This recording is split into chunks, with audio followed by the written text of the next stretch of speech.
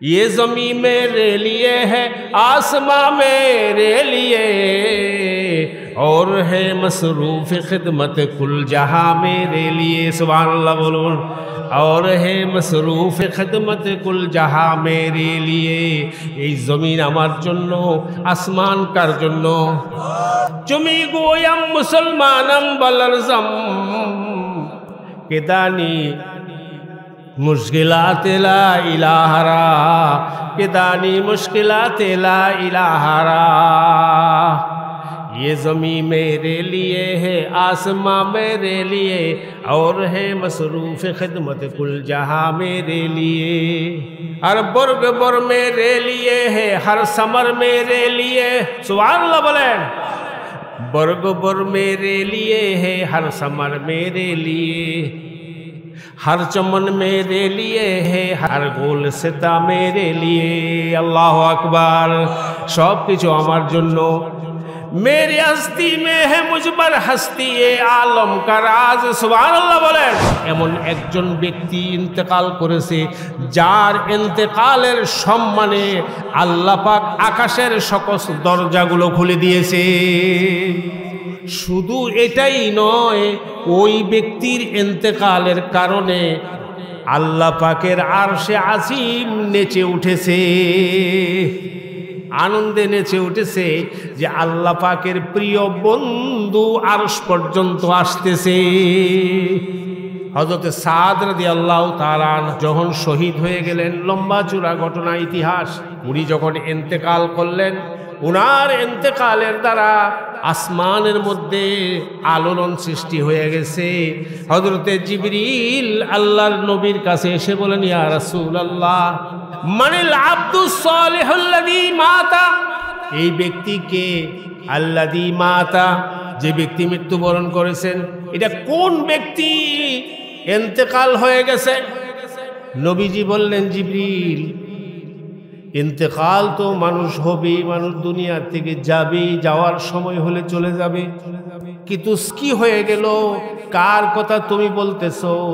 মৃত্যু হয়ে গেছে, হয়ে যাওয়ার কারণে কি হয়েছে? কয় হুজুর, ইয়া রাসূলুল্লাহ, ঘটনা তো একটা ঘটে গেছে। কই কি ঘটে গেছে? কই তার মৃত্যুর কারণে এমন একজন ব্যক্তি ইন্তেকাল করেছে যার ইন্তেকালের সম্মানে আল্লাহ পাক আকাশের সকল দরজাগুলো খুলে দিয়েছে। উনি ইন্তেকাল করেছেন, আসমানের দরজাগুলো আল্লাহ খুলে দিয়েছেন। শুধু এটাই নয়, আল্লাহ পাকের ওই ব্যক্তির ইন্তেকালের কারণে আল্লাহ পাকের আরশে আজিম নেচে উঠেছে, আনন্দে নেচে উঠেছে যে আল্লাহ পাকের প্রিয় বন্ধু আরশ পর্যন্ত আসতেছে। এমন জীবন, এমন ব্যক্তি। নবীজি বুঝতে পারলেন সেটা সাদ ছাড়া আর কেউ নয়। আল্লাহ রাসূল সাল্লাল্লাহু আলাইহি ওয়াসাল্লাম সাদের বাড়িতে গেলেন, যে দেখেন বন্ধু বান্ধবেরা সাদকে গোসল দিতেছে। গোসল দিয়ে কাপড় পরে সাদকে কবরস্থানে নিয়ে গেছে। নবীজি সাদের পিছনে পিছনে যায়। জিবরিল বলেন, ইয়া রাসূলুল্লাহ, আপনি কি জানেন সাদ কেমন ব্যক্তি? ওই এই সাদের জন্য, তার জানাজায় অংশগ্রহণ করার জন্য আকাশ থেকে এমন নতুন ৭০,০০০ ফেরেশতা নাজিল হয়েছে, যে ৭০,০০০ ফেরেশতা জীবনে কোনোদিন জমিনে আসে নাই, আর আসবেও না। এমন জীবন গঠন করো, যেই জীবন গঠন করার কারণে আরশ পর্যন্ত কেঁপে উঠে। এমন জীবন গঠন করো, যেই জীবন গঠন করলে আসমান থেকে রহমতের ফেরেশতা নাজিল হয়। এমন জীবন গঠন করো, যেই জীবন গঠন করার কারণে ইন্তেকালের কারণে আল্লাহ পাকের আকাশের রহমতের দরজাগুলি খুলে দেওয়া হয়। জানাজা নিয়ে যাওয়া হলো, কবরস্থানে নিয়ে গেছে। দাফন করার পূর্বে দূর থেকে দেখে হযরতে সাদ রাদিয়াল্লাহু তাআলা আনহার মা হযরতে কাবসা রাদিয়াল্লাহু তাআলা, ওনার মায়ের নাম কি ছিল? কাবসা। কাবসা, হযরতে কাবসা আসতেছে। মহিলা মানুষ, কোনো কান্নাকাটি নাই। এই মহিষী নারী, ওই সাহাবিয়া, ওই নারী, যেই নারী উহুদের যুদ্ধে হযরতে সাদের আরেক ভাই ছিল আমর, আমর কাফেরদের সাথে মোকাবেলা যুদ্ধ করে উহুদের ময়দানে শহীদ হয়েছে। জোরে কোন সুবহানাল্লাহ। মনোযোগ আছে তো? আমি বেশি দেরি করব না, হুজুর আসা পর্যন্ত ইনশাআল্লাহ আশা করি আইসা গেছে। হযরতে কাবসা আসতেছে, উনার এক ছেলে ছিল আমর, শহীদ হয়েছে উহুদের যুদ্ধে। তো অন্য মেয়েরা মহিলারা আসতেছে তাদের প্রত্যেকের আত্মীয় স্বজন দেখার জন্য। কাবসারও ছেলে একটা শহীদ হয়েছে, কিন্তু হযরতে কাবসা এমন নারী, এমন মহিয়সী নারী, যেই নারী ওই নিজের ছেলে যে শহীদ হয়েছে ওই দিকে তার খেয়াল নাই। কোন সুবহানাল্লাহ। উনি সরাসরি দৌড়ে আসতেছে, আর উনার আরেক ছেলে হযরত সাদ রাদিয়াল্লাহু তাআলা আনহু নবীজির ঘোড়ার এই লাগাম ধরে উহুদের মাঠে, উহুদের প্রান্তরে লাগাম ধরে দাঁড়াই আছে। একটা সুবহানাল্লাহ বলবেন না? লাগাম ধরে দাঁড়িয়ে আছে, কারণ সাহাবায়ে কেরাম দিক বিদিক ছুটাছুটি করতেছে উহুদের ময়দানে এই অবস্থায়, এই রণক্ষেত্রে। কিন্তু হযরতে সাদ জীবন বাজি রেখে নবীজির ঘোড়ার লাগাম ধরে দাঁড়িয়ে আছে। উনি দেখতেছে উনার মা আসতেছে, হযরতে কাবসা আসতেছে দৌড়ে এদিকে। অথচ কাবসার আরেক ছেলে আমর, হযরত সাদ রাদিয়াল্লাহু তাআলার ভাই আমর ইবনে মাজ, উনি শহীদ হইয়া রক্তাক্ত অবস্থায় পড়ে আছেন, কিন্তু সন্তানের দিকে তাকায় নাই। তো দৌড়ে আসতেছে, হযরত সাদ বলতেছেন আলহামদুলিল্লাহ, সকালে বলেন আল্লাহু আকবার। হযরত আমাদের মাঝে চলে আসতেছেন ইনশাআল্লাহ। আল্লাহ পাক হযরতকে সুস্থতার সঙ্গে এনে দিয়েছেন, এই জন্য আমরা বলি আলহামদুলিল্লাহ।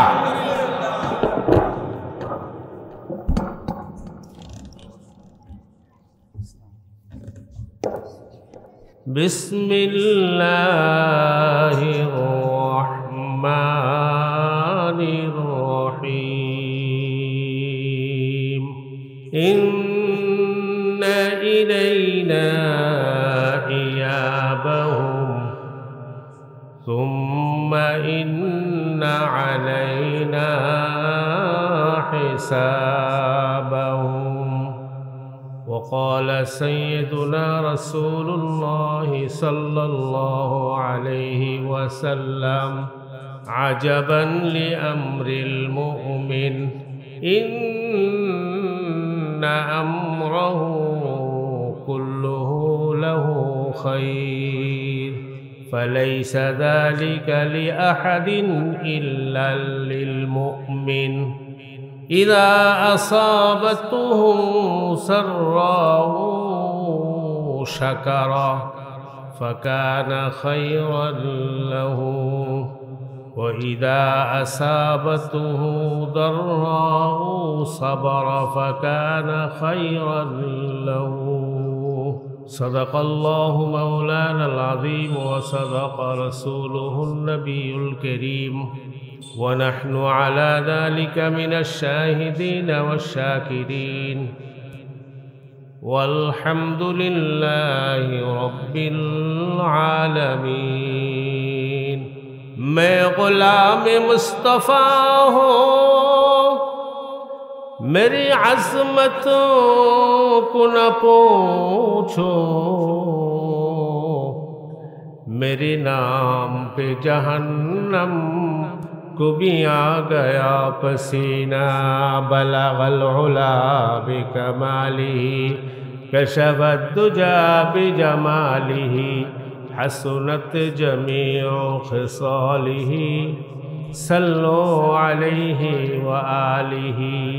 बुजुर्गान मुहतरम, সমবেত উপস্থিতি, মহান আল্লাহ তাআলা আমাদেরকে সুস্থতার সাথে ঈমানের হালাতে আল্লাহর রসুলের ভালোবাসা অন্তরে ধারণ করে এই মহতি পরিবেশে আসার এবং বসার তৌফিক দান করে। এই জন্যে আমরা কালিমাতুশ শুকর আদায় করি আলহামদুলিল্লাহ। আরো জোরে বলুন আলহামদুলিল্লাহ। আল্লাহ পাক রব্বুল আলামিন আমাদেরকে হাজার হাজার মানুষ থেকে বাছাই করে এই দ্বীনি পরিবেশে আসার জন্য আল্লাহ নির্বাচন করছেন। কে নির্বাচন করছেন? আচ্ছা বলেন দেখি, আমরা আমাদের নিজের ইচ্ছায় চলি না অন্য কারো ইচ্ছায় চলি? কার ইচ্ছায় চলি? আমাদের ইচ্ছায় কি সব হয় না তার ইচ্ছায় হয়? তাইলে আমাদের ইচ্ছায় কি কিছু হয়? তাইলে আমাদেরকে নির্বাচন করছেন কে? বিভিন্ন রাস্তা আছে যাওয়ার, গুনার কাজের রাস্তাও আছে, নেকের রাস্তাও আছে। এই দুটার সমানভাবে আল্লাহ আমাদের বিবেকের ভিতরে আল্লাহ ফিট করে দিয়েছে। আপনি যেদিকে যাবেন সাহায্য। এই জন্য কোরআনে কারীমের মধ্যে আল্লাহ পাক বলছেন ফাআলহামাহা ফুজুরাহা ওয়া তাকওয়া। তুমি মন্দ কাজও করতে পারো, আল্লাহর পছন্দের কাজও করতে পারো। দুটোটারই সুযোগ আছে, যেহেতু এটা পরীক্ষার হয়। দুনিয়াটা কি কতদিনের জন্য আমরা এখানে আসছি? একটা সীমিত সময়ের জন্যই তো আসছি, ঠিক না? আমরা যে দুনিয়াতে আসলাম, আমাদের আসার পর থেকে যাওয়া পর্যন্ত এই সময়টা হয়তো 70 বছর, নাইলে 75 বছর, নাইলে 80 বছর, নাইলে 90 বছর, না হলে 100 বছর। এই একটা বাধা সময় আছে না? এই সময়ের আগেও হবে না, পরেও হবে না। এটা নির্ধারণ করছেন কে? জোরে বলেন। নির্ধারণ করে এই সময়টুকু বেঁধে দিয়ে দুনিয়ায় পাঠাইছেন যিনি, তিনি কে? তাইলে বোঝা গেল আল্লাহ আমাদেরকে পাঠাইছেন, আবার এই দুনিয়ার সময়টা শেষ হয়ে গেলে টান দিয়া ডাক দিয়া যিনি নিয়ে যাবেন তিনি কে? জোরে বলেন, আরো আরো চিৎকার দিয়া বলেন কে? তাহলে বোঝা গেল আমরা কারো না কারো নিয়ন্ত্রণে। দুনিয়ার কারো নিয়ন্ত্রণে না আসমান জমিনের মালিকের নিয়ন্ত্রণে? একটা জিনিস চিন্তা করেন আপনি, আজকে আমি জুমার বয়ানে ওর বলছি কথাটা, একটা ঈমানওয়ালা মানুষের মূল্য যে কত, যে এই মানুষের উপযুক্ত পরিবেশে থাকার জন্য একটা বিশাল আসমানের প্রয়োজন। মানুষের মর্যাদাটা বুঝেন। এই মানুষটা দুনিয়াতে যে কিছুদিনের সময় বসবাস করবে, এই থাকার এই আবাসিক জায়গাটা, আবাসিক স্থলটা, জায়গাটা কেমন হওয়া, কেমন পরিবেশের হওয়া দরকার, যে এই মানুষটা কেমন দামি, সে থাকার জন্য একটা বিশাল আসমান দরকার, আর বসবাস করার জন্য এত বড় একটা বিশাল জমিন দরকার। তাহলে মানুষের পজিশনটা বুঝছেন কে? আল্লাহ বুঝাই কি করছেন? এই আসমানটা আমার জন্য বানাইছেন। কার জন্য বলেন? আসমান কার জন্য? না কোনো জীব জানোয়ারের জন্য, পশু পাখির জন্য?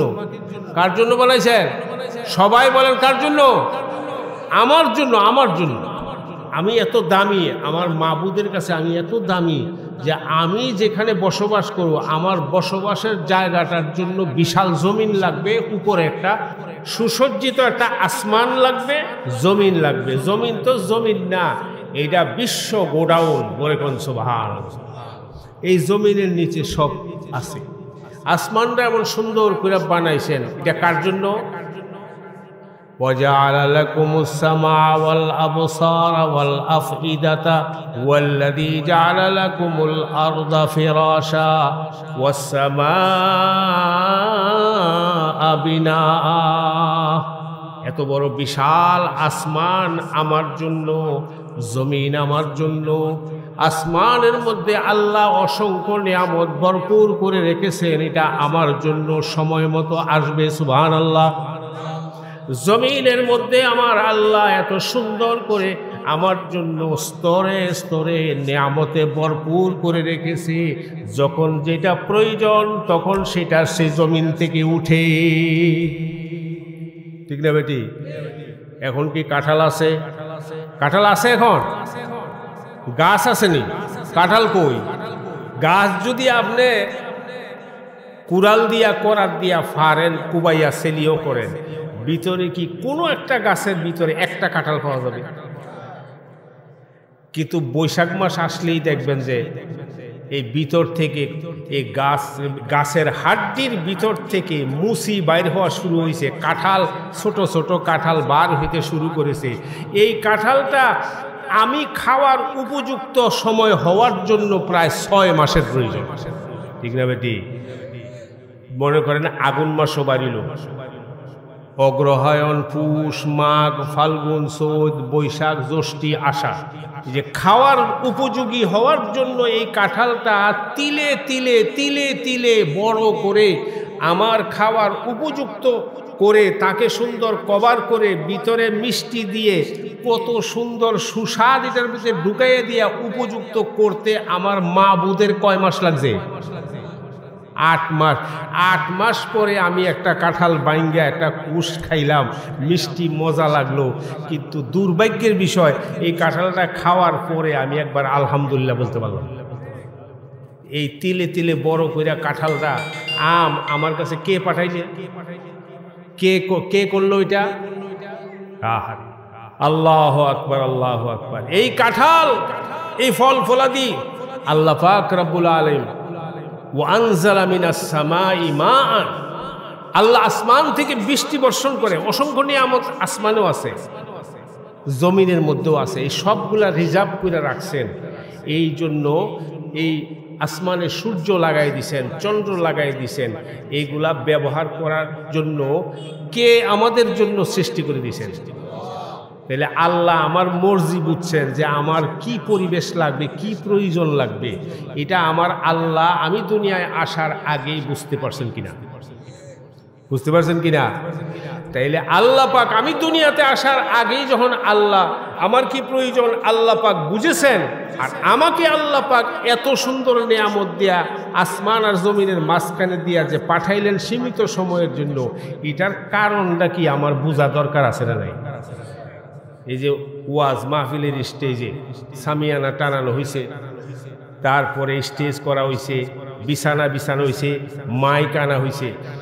এখন যদি এত এলান ঘোষণা করার পরে যদি ওয়াজ না হইল, যদি কি ওয়াজ হইল না, তাইলে মানুষের কাছে আপনাদের কাছে প্রশ্ন আসবে কিনা যে ওয়াজ যদি না হইল তাইলে স্টেজ কেন বানাইলে? ঠিক কিনা? ওয়াজ যদি হবে না তাহলে সামিয়ানা কেন আনলেন? ওয়াজ যদি হইল না মাইক কেন আনলেন? ওয়াজ যদি না হয় তাইলে পাবলিসিটি কেন করলেন? প্রশ্ন আসবে কি আসবে না?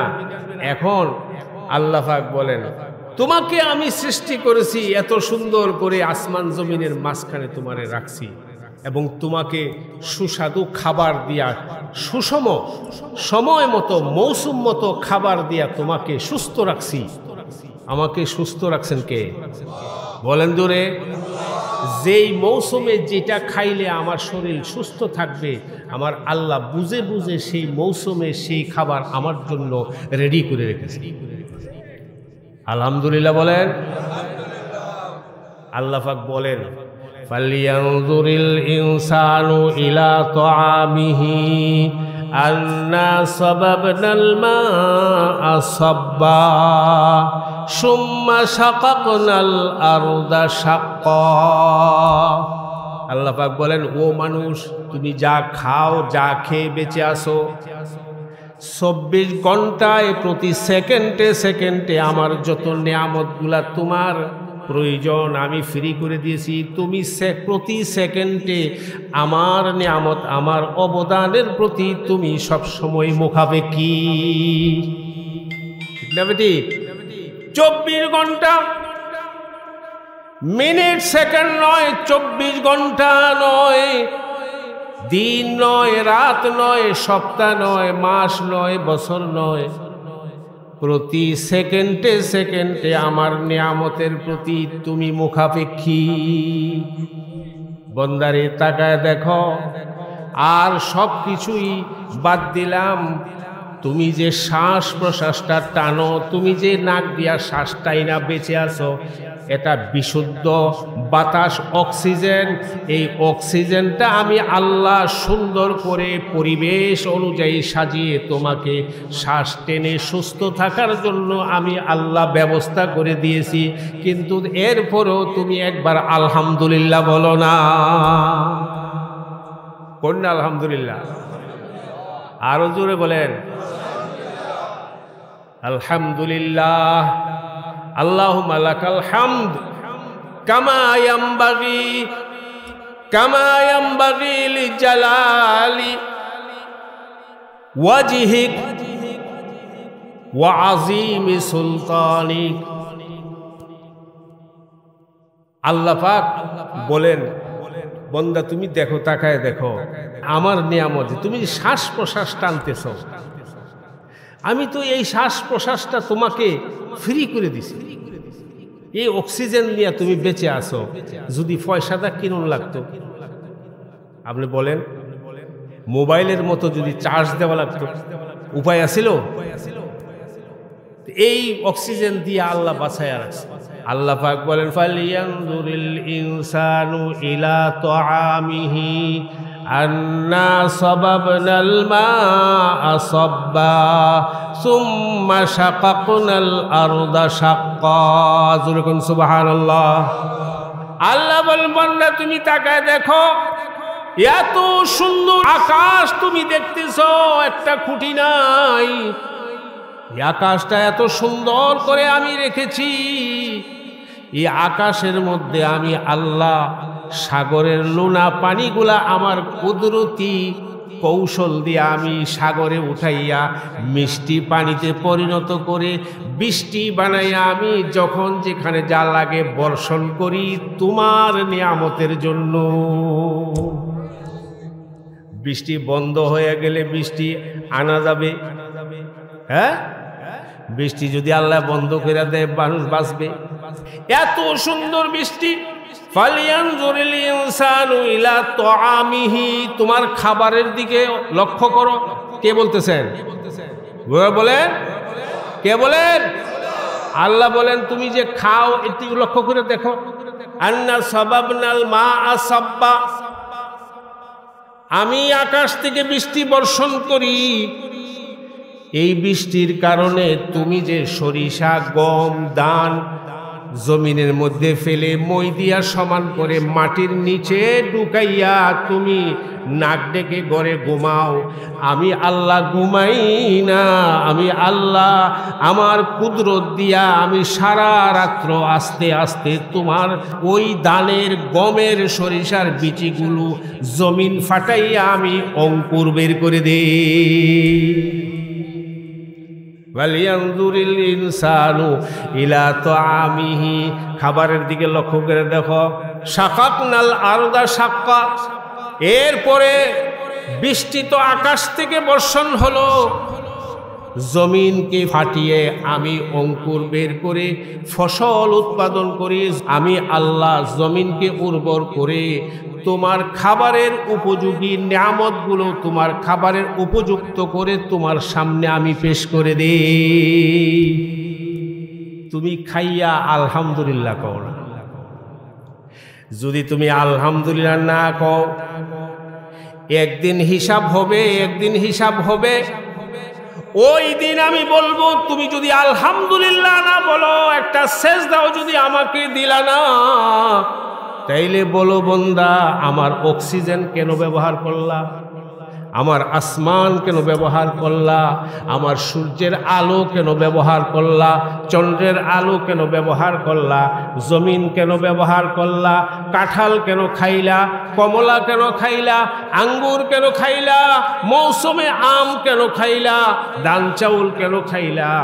এই সবগুলার একটা একটা জবাব দিতে হবে।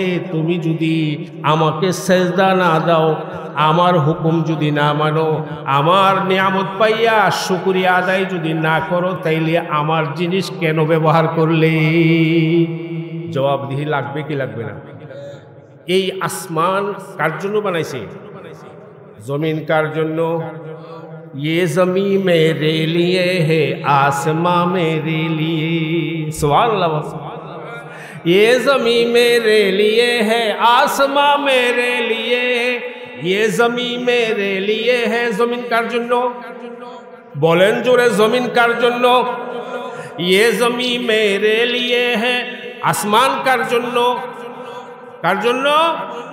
ये ज़मीं मेरे लिए है, आसमां मेरे लिए, और है मसरूफ़ खिदमत कुल जहां मेरे लिए। सुभान अल्लाह बोलूं। और है मसरूफ़ खिदमत कुल जहां मेरे लिए। এই জমিন আমার জন্য, আসমান কার জন্য? আরো জোরে বলুন, চিৎকার দিয়ে বলুন। আসমান কার জন্য? জমিন কার জন্য? জমিনে আসমানের মাঝখানে যা আছে সবই আমার গোলাম। সবাই আমার খেদমতের জন্য প্রস্তুত, সবাই আমার খেদমত করে। কার কথা? আল্লাহ বলে সবাই আমার খেদমতের জন্য। সবাই কি করে? আমার সবাই। গাবি আমার খেদমত করে, গরু আমার খেদমত করে, ছাগল আমার খেদমত করে, পশু পাখি জীবজন্তু যা বানাইছেন সব আমার জন্য। এই পানি আমার জন্য, সাগর আমার জন্য, পাহাড় আমার জন্য, গাছপালা আমার জন্য, বৃক্ষ তরুলতা আমার জন্য, আসমান জমিনের যা কিছু আছে সব কিছুই আমার জন্য। ঠিক না বেটি? ये ज़मीं मेरे लिए है, आसमां मेरे लिए, और है मसरूफ़ खिदमत कुल जहां मेरे लिए, और है मसरूफ़ खिदमत कुल जहां मेरे लिए। जोरे बोले अल्लाहु আকবার। সব আল্লাহ আমার জন্য বানাইছে। তারপরে আমার দায়িত্ব কি? আমি কার জন্য? সব বানাইছেন আল্লাহ, কার জন্য?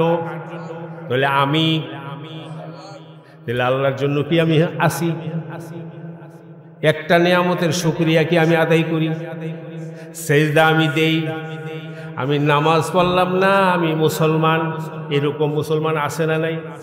নামাজ পড়ে না কিন্তু আমি চুমি গোয়াম মুসলমানম বলরজম কেদানি মুশকিলাতে লা ইলাহারা, কেদানি মুশকিলাতে লা ইলাহারা।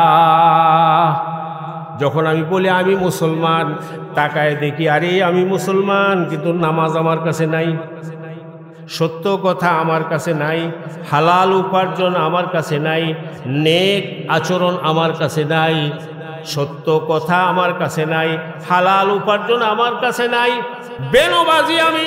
তাহলে এই সবগুলা যতগুলা আল্লাহ নিষেধ করছেন সবগুলা আমার মধ্যে আছে। এরপরে আমি বলি কি মুসলমান। তো সব কিছুই তো আল্লাহ আমার জন্য করলেন, আর আমাকে কার জন্য? জোরেন, ये ज़मीं मेरे लिए है, आसमां मेरे लिए, और है मसरूफ़ खिदमत कुल जहां मेरे लिए, हर बर्ग बर मेरे लिए है, हर समर मेरे लिए। सुबहानाल्लाह बोलें। जमीনের উপরে যত ফসল ফলাদি কার জন্য? কথা কোন? আরো জোরে। গাছের মধ্যে ফল যা আছে কার জন্য? বাগানের ফুল কার জন্য? আমার জন্য। আল্লাহ আকবার, আল্লাহ আকবার। বর্গ বর মেরে লিয়ে হে, হর সমর মেরে লিয়ে, हर चमन मेरे लिए है, हर गोल सिता मेरे लिए। अल्लाह अकबर। सब किछु आमार जन्नो। मेरी हस्ती में है मुझ पर हस्ती ए आलम का राज। सुबहानाल्लाह बोलें। आमार भितरे अनेक गोपन जिनिस आछे, आल्लाह पाक लुकाये राखছেন। आल्लाहर कुदरत आमार मध्य विद्यमान आछे, किन्तु शेष पर्यन्त কবি বলেন সবকিছুই তো আমার জন্য, সবকিছুই তো আমার জন্য। মেরে হাস্তি মে হে মুজমার হাস্তি এ আলম কা রাজ। এই সব কিছু, এই গোপন রহস্য আমার মধ্যে আল্লাহ লুকায়ে রাখছেন। কারণ আল্লাহ পাক রব্বুল আলামিনের সব কিছুর নিয়ামত আমি ভোগ করি, কিন্তু আমি তো একবারও তো আমি আল্লাহ শুকর আদায় করলাম। আপনারা দেখেন, একটা লোক নির্বাচনের সময় আপনারে 20,000 টাকা দিল, এমন হয় কি হয় না? হয় না? 20,000 টাকা দিল কেন? যে ভোটটা আমারে তুমিও দিবা, তোমার পরিবারের লোকজনরাও কি করবে? আমারে ভোটটা দিও। এই লোক 20,000 টাকা এক নেতার কাছ থেকে নিয়ে ভোট আরেকজনকে দিয়ে দিচ্ছে, এমন হয় কি হয় না?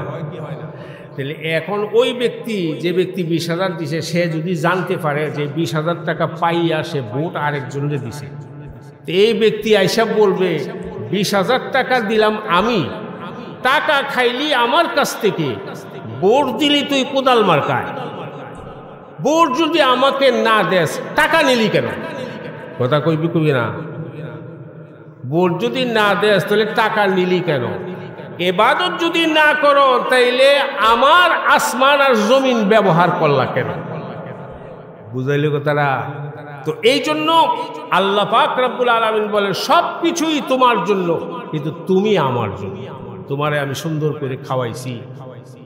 তুমি লক্ষ্য করে দেখো, ফালিয়ানজুরিল ইনসানু ইলা তাআমিহি আন্না সাবাবনাল মাআ সাব্বা সুম্মা শাকাকনাল আরদা শাক্কা।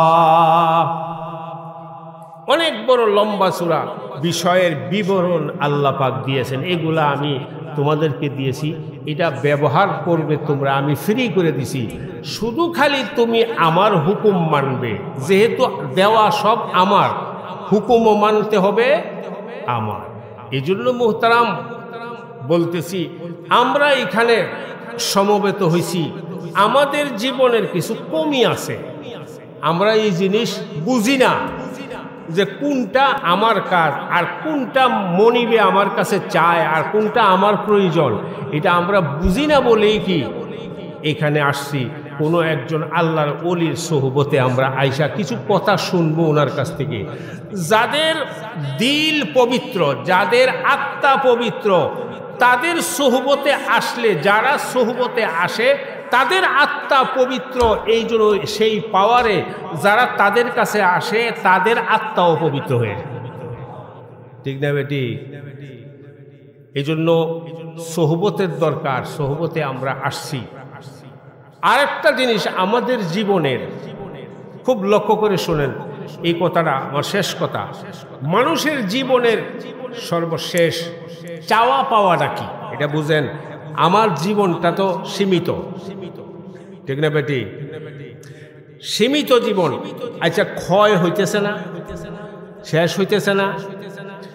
মনে করেন 50 বছর আমি আরো 50 বছর বা 20 বছর আমি আরো বাঁচবো দুনিয়াতে। 1 বছর পারিয়া গেল, আর কত রইল?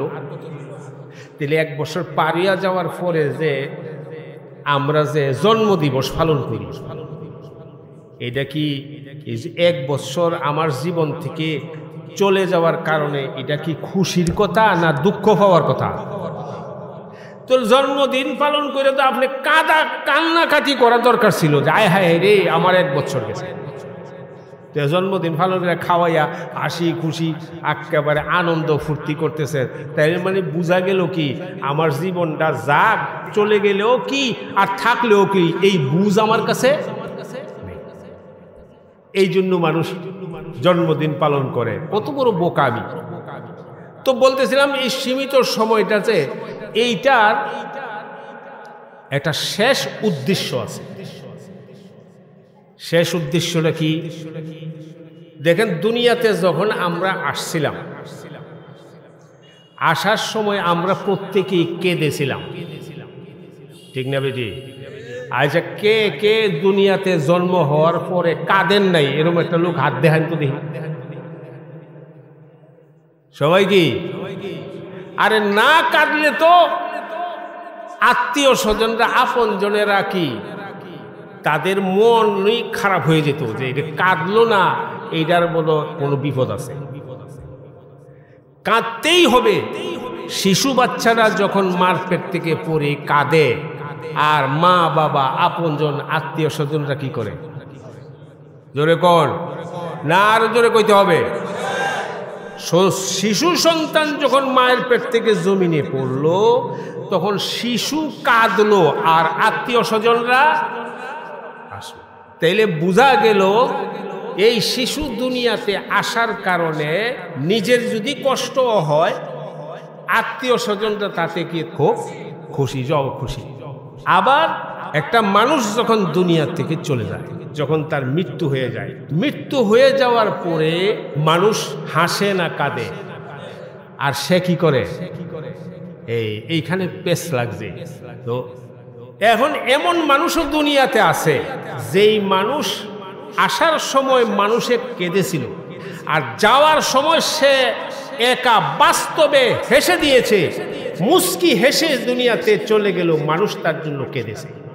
আবার এমন মানুষও দুনিয়াতে আছে, সে দুনিয়া থেকে চলে যাওয়ার পরে মানুষে ইন্না লিল্লাহ পড়ে নাই, মানুষে আলহামদুলিল্লাহ পড়ছে, আল্লাহ বাঁচাইছে আমাদেরকে, এই গজব জেগে এই জমিন থেকে উঠছে। এমন মানুষ আছে না নাই?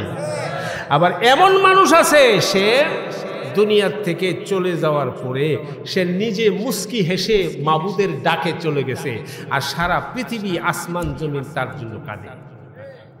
ঠিক না ঠিক? ফামা বাকাত আলাইহিমুস সামাউ ওয়াল আরদ। আল্লাহ পাক রব্বুল আলামিন বলেন, বান্দা দুনিয়াতে আসার সময় তুমি কেঁদেছিলে, এমন একটা জীবন, সীমিত জীবনটা এমন ভাবে তুমি গঠন করবে, এই দুনিয়ার সময় ফুরাইয়া গেলে তুমি দুনিয়ার সব ছেড়ে চলে যাবে, তুমি হাসতে হাসতে চলে যাবে, তোমার জন্য গোটা পৃথিবী কাঁদবে। এমন জীবন তুমি করো রে গঠন, মরণে হাসিবে তুমি, কাঁদিবে ভুবন। ঠিক না বেটি?